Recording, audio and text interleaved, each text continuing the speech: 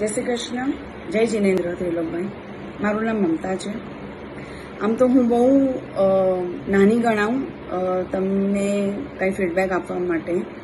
આટલા તમે જ્ઞાની પુરુષને માટે હું શું કહું.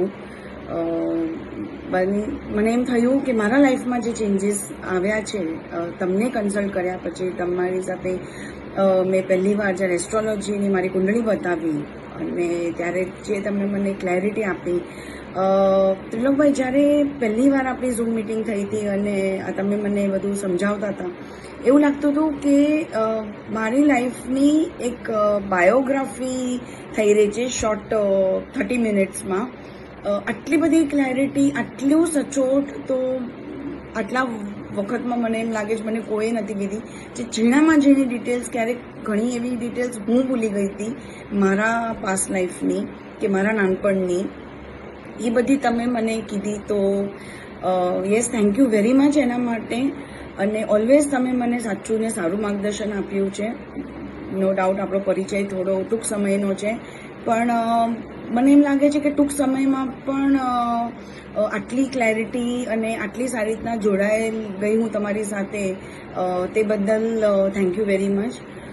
બીજું કે મારા ઘરમાં એક પેરાનોર્મલ એક્ટિવિટી થઈ ગઈ હતી. થોડું કહેતા પણ મને ગભરાટ થાય છે, પણ ત્રિલોકભાઈના માર્ગદર્શનથી એમને મને કીધું કે આ છે, એના હિસાબે આ બધા મારા ઘરમાં પ્રોબ્લેમ્સ છે જે થોડા વધારે મોટા પ્રોબ્લેમ હતા, અને એમના માર્ગદર્શનથી એમને જે કાર્ય કર્યું એના માટે હું બહુ જ થેન્ક યુ છું.